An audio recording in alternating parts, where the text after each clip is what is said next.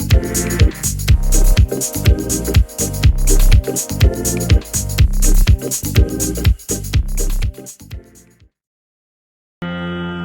to the northeastern part of India is an exhilarating experience. The spread of nature is awe-inspiring, overwhelming, and there is a profound sense of stillness in the environment. This journey to the northeast India exposed us to a completely different landscape in India, with its lush greenery, mountains, lakes, and especially the culture, which is distinctive yet special. We started on a December evening from Guwahati in Assam, traveling towards Tejpur, a 4-hour ride. Early next morning, we embarked on a 6-hour ride to Bomdila in Arunachal Pradesh.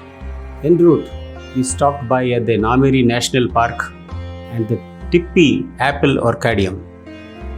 We settled for the night. Early next morning, we experienced a breathtaking sunrise above the clouds.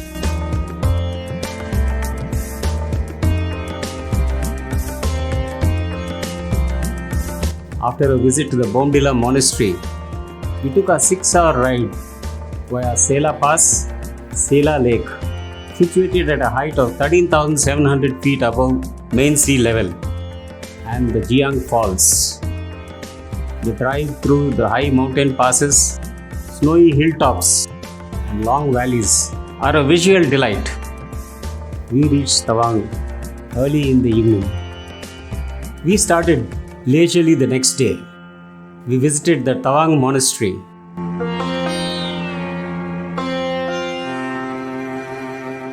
It's one of the most important monasteries. Various ancient Buddhist scriptures and implements are secured here. Later, a visit to the famous war memorial took most part of the day. After a stint of shopping, our day ended. It is very cold in December here. The next morning, after securing permits, we visited the Bumla Pass, where India borders with China.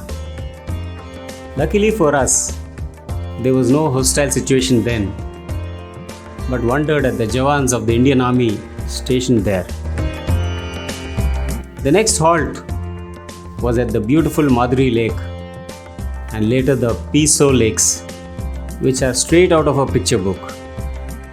We reached Tawang before dark and settled down for the night.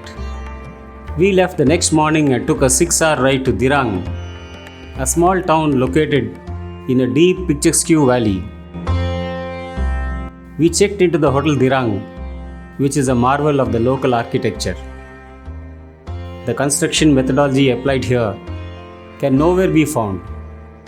Both the exterior and the interior boasts of fine art and rich heritage. Reminds one strongly of the Eagles number, Hotel California.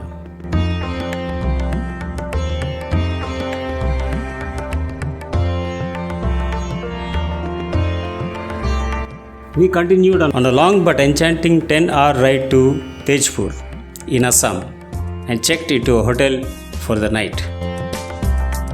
The program for the next day was to drive to Zero in Arunachal Pradesh.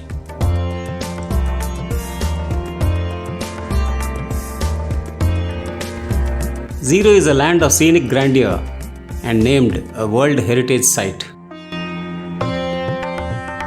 This is by and large the most fascinating place to visit. We checked into a cozy hotel and settled for the night. The following day, we had a guided tour of Zero, which has a rich tribal culture. But what we truly enjoyed was the local cuisine at the local market. A visit to the Pine Grove and the Shivling is a must. That evening, being New Year's Eve, the hotel staff arranged a delightful party where some of them belted out some swinging Hindi songs around a campfire in the garden. The following day, we returned to Tejpur and checked into the same hotel for the night.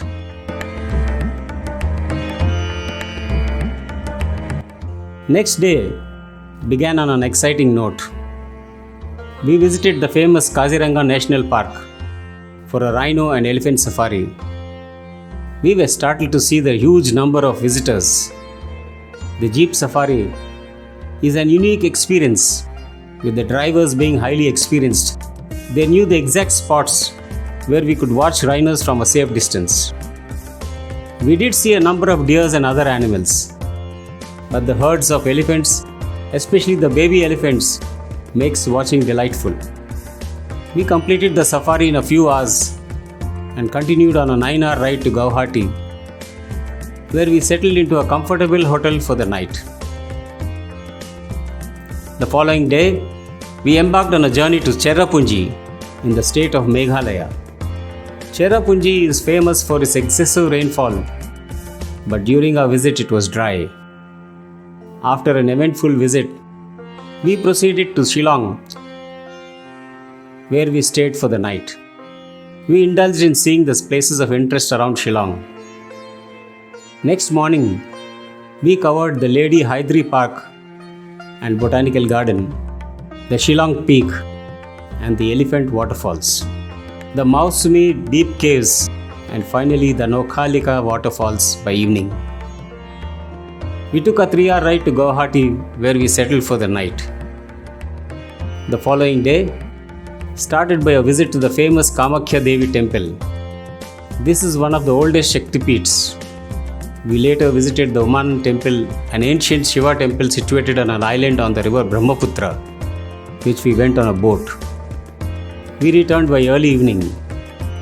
Further, we spent some time at the Vashishta Ashram, the Navagraha temple, and the Balaji temple. We returned to the hotel by late evening. Thus ended a stimulating 14-day tour covering the states of Assam, Arunachal Pradesh, and Meghalaya. The northeastern states of India are truly magical, where tourists can revel in its intense nature. Our entire group savored every moment, leaving us all enchanted and gratified. I thank our group leader, Mr. Srinivas Bharadwaj, who coordinated this tour and planned every detail. Thank you.